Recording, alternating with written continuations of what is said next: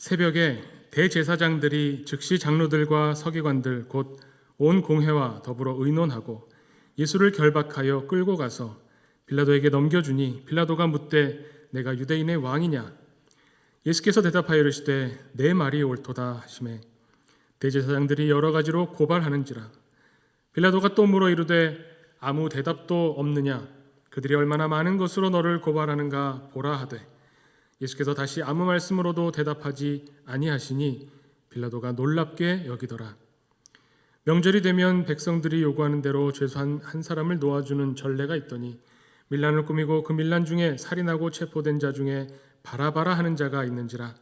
무리가 나아가서 전례대로 하여 주기를 요구한데 빌라도가 대답하여 이르되 너희는 내가 유대인의 왕을 너희에게 놓아주기를 원하느냐 하니 이는 그가 대제사장들이 시기로 예수를 넘겨준 줄 알미러라. 그러나 대제사장들이 무리를 충동하여 도리어 바라바를 놓아달라 하게 하니 빌라도가 또 대답하여 이르되 그러면 너희가 유대인의 왕이라 하는 이를 내가 어떻게 하랴? 그들이 다시 소리 지르되 그를 십자가에 못 박게 하소서. 빌라도가 이르되 어찌 미냐? 무슨 악한 일을 하였느냐 하니 더욱 소리 지르되 십자가에 못 박게 하소서 하는지라.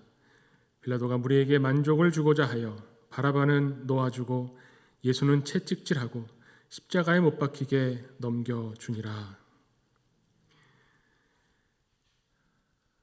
네, 오늘 말씀은 예수님께서 빌라도에게 어떻게 보면 신문당하신 그런 이야기입니다. 빌라도가 질문을 던지는데 이 질문은 그냥 우리가 서로 대화하는 중에 나누는 질문이라기보다는 예수님을 신문하는 거죠. 이 장면을 보면 오늘 또 그 후반에 빌라도가 예수님을 무리에게 넘겨줬을 때의 그 장면을 보면 오늘이 종려주일인 것이 참 아이러니합니다. 예수님이 처음 예루살렘에 입성하실 때에 사람들이 종려나무 가지를 흔들며 호산나 호산나 다윗의 자손이여 예수님을 찬송하며 소란이 한바탕 일었었죠.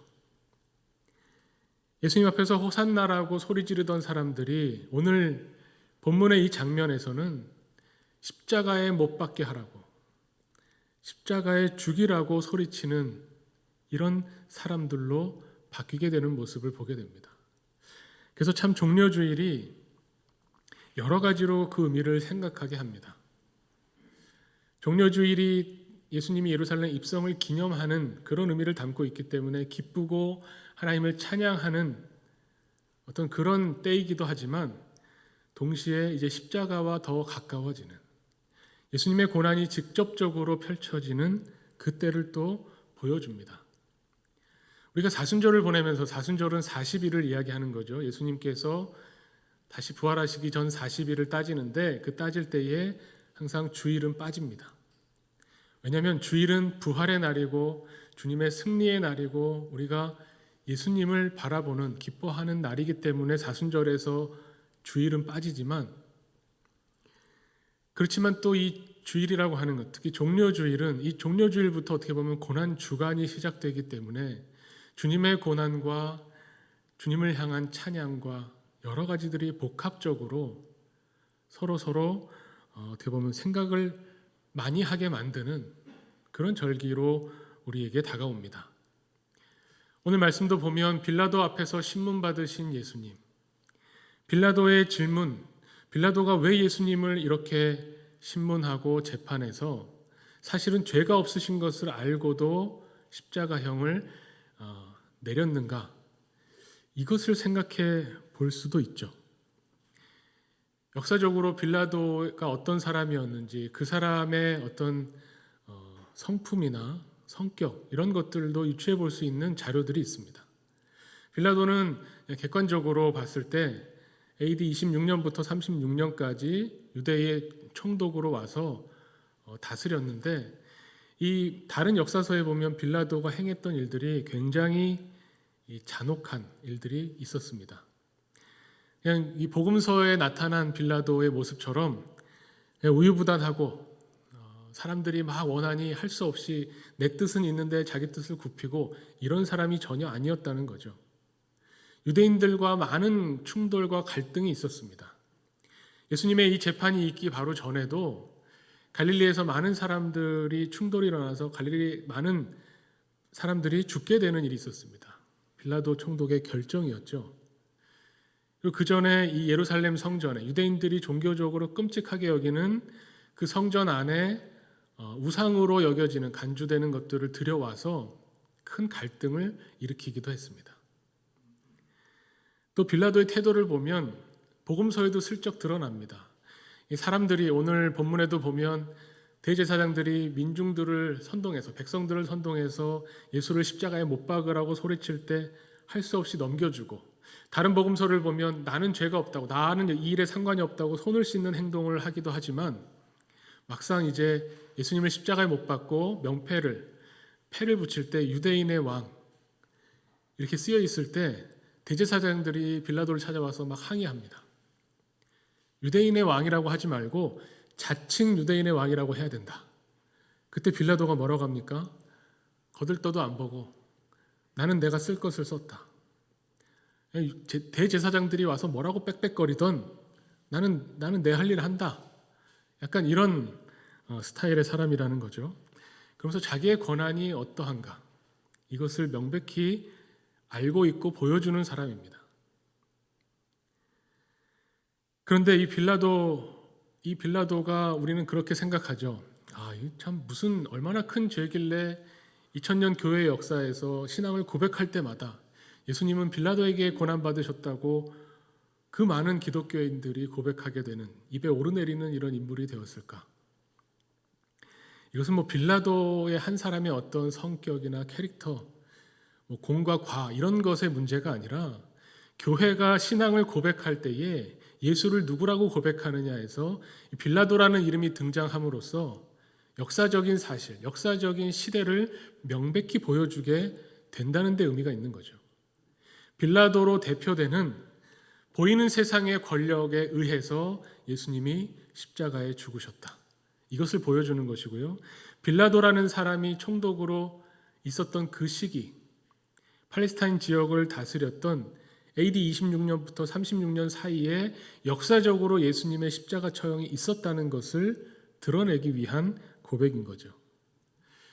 그래서 사실 오늘 본문 말씀이 우리에게 전하고 있는 메시지를 살펴볼 때에 빌라도가 어떤 사람인가는 별로 중요하지 않습니다. 물론 이제 성경을 더 재미있게 읽고 풍부한 자료를 찾아보기 위해서 빌라도에게 관심 가질 수 있습니다. 이 사람은 어떤 사람이었고 왜 이런 결정을 할 수밖에 없었고 당시의 정치적인 상황이 무엇이었을까를 생각해 볼 수 있지만 오늘 사순절에 주님의 고난을 묵상하는 우리 그리스도인들에게 정말 관심은 뭐냐면 예수님이 왜 아무 말도 하지 않으셨을까? 저는 이게 더 궁금했습니다. 예수님이 왜 도대체 침묵하셨을까? 빌라도는 계속 질문합니다. 예수님을 신문합니다. 그런데 예수님은 거기에 대해서 아무런 대답을 내놓지 않으셨습니다. 왜 대답하지 않느냐 이렇게까지 이야기하는데도 예수님은 말씀하지 않으셨죠. 예수님의 이 침묵을 보면서 이 장면, 빌라도 앞에 선 예수님의 이 장면을 아마 화가가 그린다면 정말 보여주는 게 많은 상징적인 장면일 겁니다. 눈에 보이는 이 세상의 힘, 눈에 보이는 이 세상의 권력과 보이지 않는 하나님 나라의 예수 그리스도가 서로 대립되는 겁니다. 이 대립이 정말 예수님과 빌라도라고 하는 두 사람의 어떤 서 있는 모습을 통해서 극명하게 우리에게 보여주고 있는 거죠. 예수님이 평소에 권력에 대해서 가지고 있었던 태도를 우리는 예수님의 가르침을 통해서 이미 알고 있습니다. 예수님 뭐라고 하시나요? 예수님은 이 권력에 대해서 부정하지도 않으시고 그렇다고 그것을 그대로 인정하지도 않으십니다. 권력에 대한 예수님의 시선이 또 자세와 태도가 있으시죠. 제자들에게 가르쳐 주실 때 들에 핀 한 송이의 들꽃을 보면서 솔로몬의 모든 영광으로도 이 들꽃 하나만도 못하다라고 말씀하십니다. 솔로몬이 누렸던 그 많은 부와 영예와 권력과 이런 것들을 예수님은 하나님의 세상 안에서 이 자연에서 꽃 한 송이보다 못한 것으로 여기시는 거죠. 그럼 그렇다고 해서 권력을 무시하시는 건가? 근데 나는 보이지 않는 하나님의 나라에서 왔으니 이 세상 보이는 세상의 이 체계와 질서와 이런 것들은 나에게 아무것도 아니다라고 무시하지 않으시는 거죠. 예수님이 제자들에게 뭐라고 가르쳐 주시냐면 너희들이 몸을 죽일지라도 영혼은 죽이지 못하는 일을 두려워하지 말고 영혼도 몸도 둘 다 지옥에 던지실 수 있는, 그래서 멸망시킬 수 있는 그런 분을 두려워해라. 이 말은 세상 권력을 무시하는 것처럼 보이지만 보면 몸을 죽일 수 있다는 걸 인정하는 겁니다. 우리가 육신을 가지고 이 땅을 살아가는 동안에 이 세상에서 몸을 죽일 수 있는 권력과 권한이 지배하고 있는 이 세상, 이 권력을 예수님이 아시죠? 모르시지 않습니다.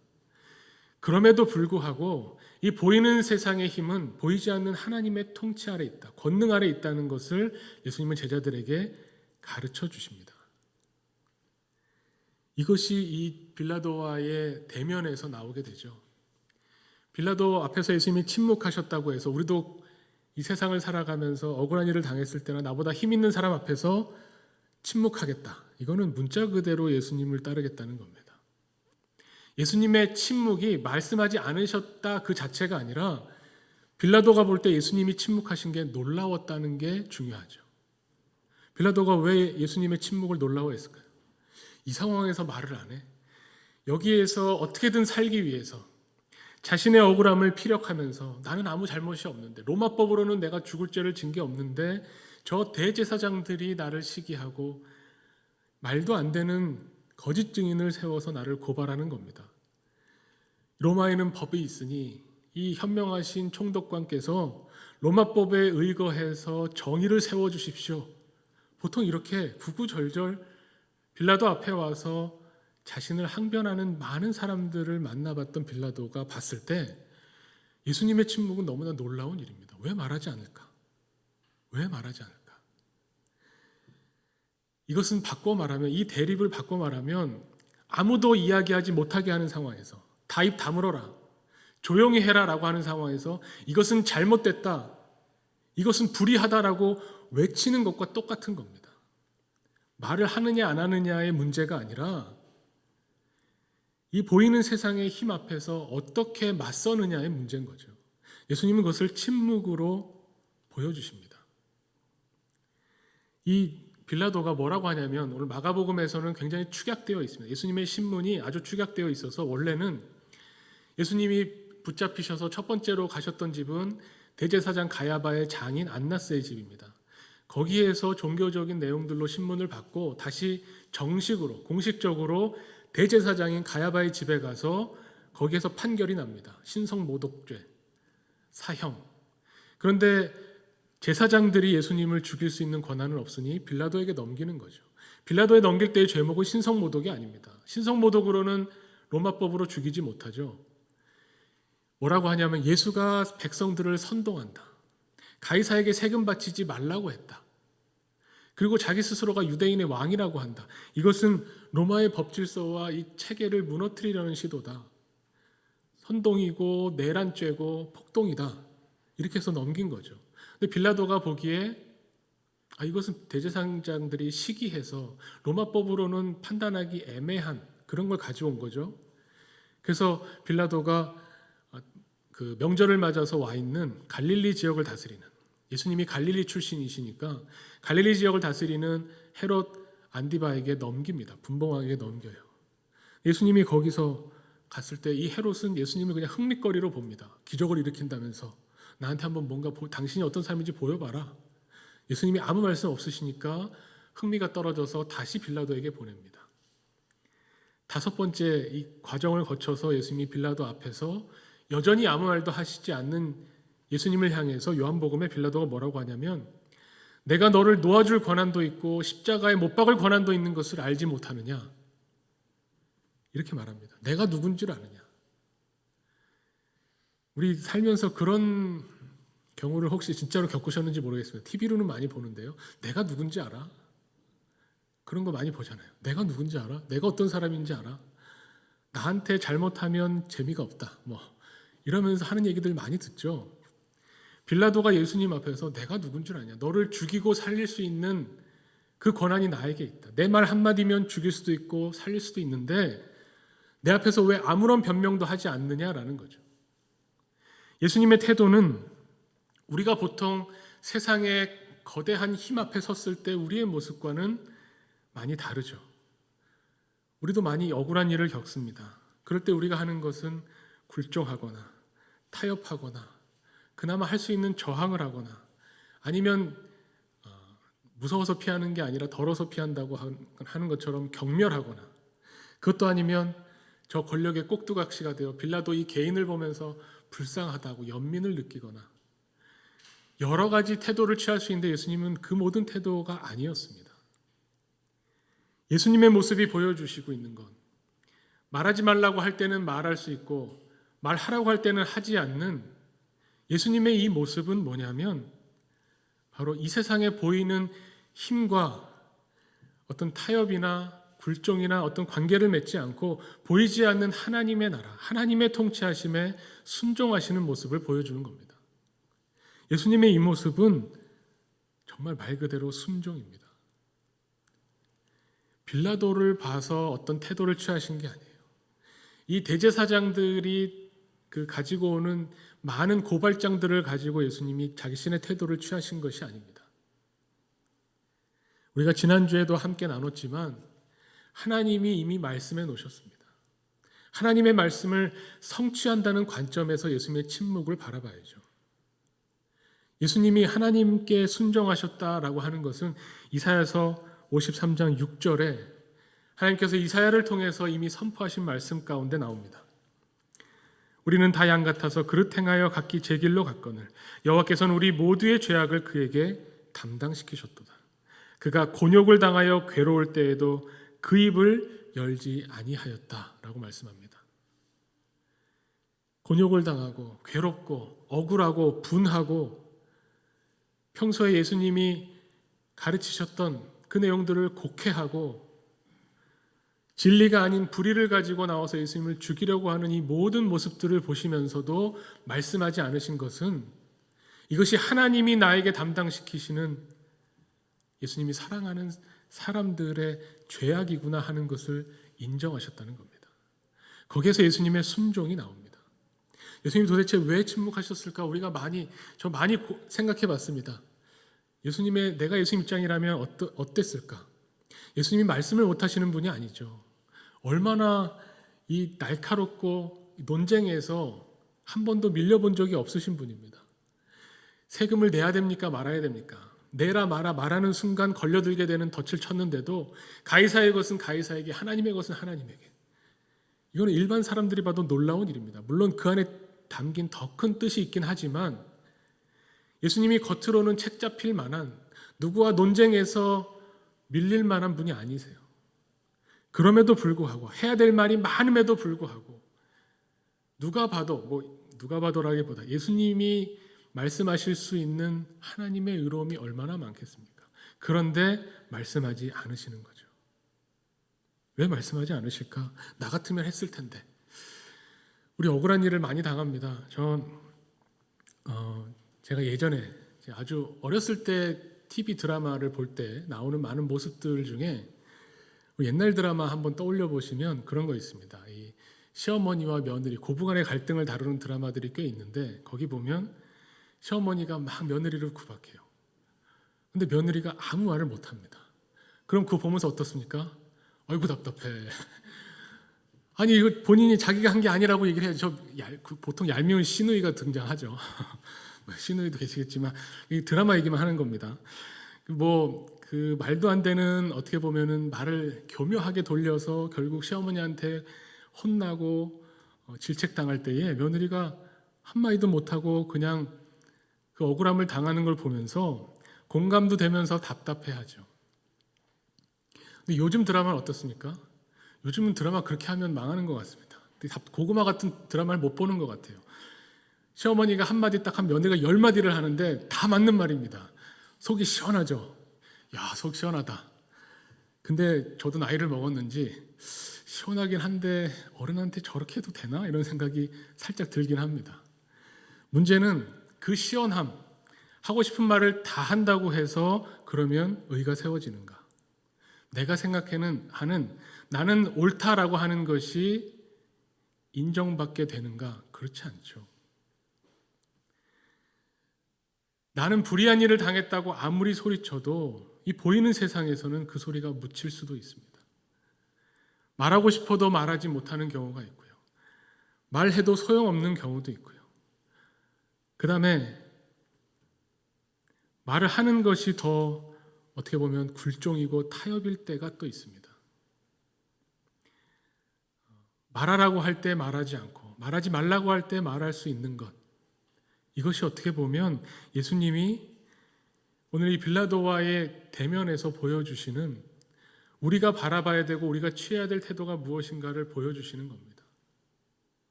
우리 교회는 어때야 되는가? 말하고 싶어도 말하지 못하는 사람들의 목소리를 함께 하는 겁니다. 우리가 힘이 있기 때문에 약한 사람들의 목소리를 내준다는 게 아니라 우리도 힘이 없고 우리도 세상에 보이는 힘보다 못한 약자이지만 약한 사람들끼리 연대하는 겁니다. 소리를 낼 때 더 큰 세상의 소리에 들리지 않는다면 우리도 함께 소리를 지르는 겁니다. 또 침묵해야 될 때 다들 자기 입장이 있고 자기 의가 있고 자기 기준이 있다고 내가 억울하다고 모두가 나서서 이야기할 때 억울함에도 불구하고 입을 닫고 침묵하는 그 사람들과 함께 침묵하며 신음하고 슬퍼하는 그런 모습이 또 교회의 모습인 겁니다. 예수님이 이것을 보여주시는 거죠. 예수님이 주시는 메시지는 그래서 철저하게 우리가 신앙의 관점으로 보자면 보이는 이 세상은 보이지 않는 하나님의 통치하심 아래에 있다는 것을 예수님이 어떤 식으로 보여주시는가를 우리가 보게 되는 거죠. 예수님의 모습을 통해서 보이지 않는 하나님의 나라가 이런 것이구나, 이것을 우리에게 깨닫게 해주시는 겁니다. 예수님은 하나님의 말씀을 우리의 죄악을 담당해서 아무 말 없이 입을 열지 않고 도살장에 끌려가는 어린 양처럼 끌려가는 그 예수님의 모습이 성취되는 것을 통해서 하나님이 우리를 사랑하신다는 것을 우리가 다시 한번 깨닫게 되는 겁니다. 단순히 하나님이 예수님을 사랑하시는구나, 그것이 아니라 모든 억울한 일을 겪는 우리에게, 모든 분하고 서럽고 억울하고 견딜 수 없는 원한을 가지고 있는 우리들을 향해서 예수님이 하나님의 말씀을 성취하시면서 순종하심으로 하나님의 말씀을 성취하시면서 하나님이 어떤 분이신가를 우리에게 보여주신다는 거죠. 하나님이 어떤 분이십니까?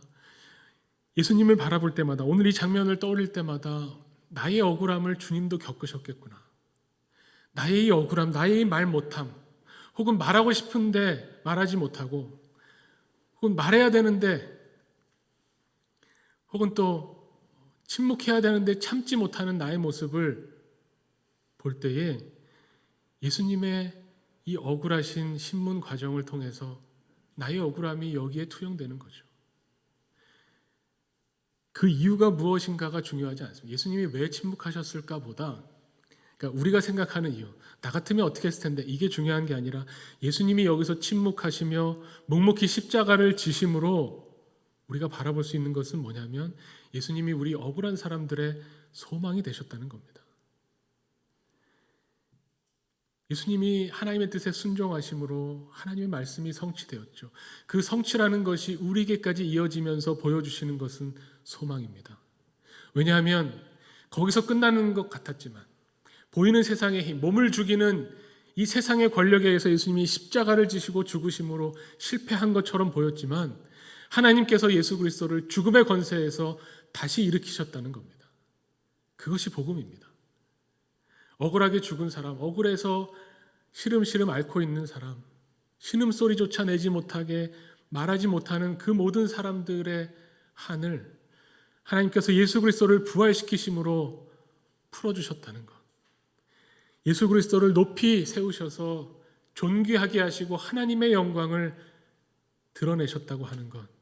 이것이 얼마나 우리에게 큰 위로요 소망이 되는지 모릅니다.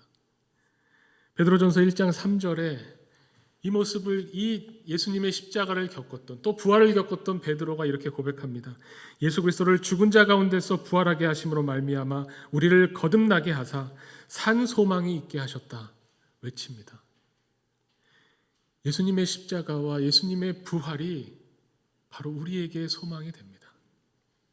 우리가 억울한 일을 겪을 때마다, 내 입을 벌리고 싶은데 벌리지 못할 때마다 예수님이 보여주시는 그 하나님 말씀에 대한 성취를 바라보면서 하나님이 이루실 것이다. 하나님이 우리의 기도를 들으시고 우리 기도에 응답하실 것이다 라는 것을 우리에게 가르쳐 주시는 겁니다. 답답하고 억울해 보이지만 오히려 하나님의 승리, 하나님의 권능을 보여주시는 이 사건을 우리가 제대로 보기를 원합니다. 사순절에 예수님의 고난을 바라볼 때 예수님이 지셨던 십자가는 예수님이 힘이 없어서 지신 것이 아니라 어쩔 수 없이 굴종하신 것이 아니라 하나님의 말씀을 믿음으로 하나님의 권능이 이 세상을 다스린다는 것을 믿는 믿음으로 보여주신 하나님 말씀의 성취였다고 하는 것, 이것이 오늘 우리에게 들려지는 메시지입니다.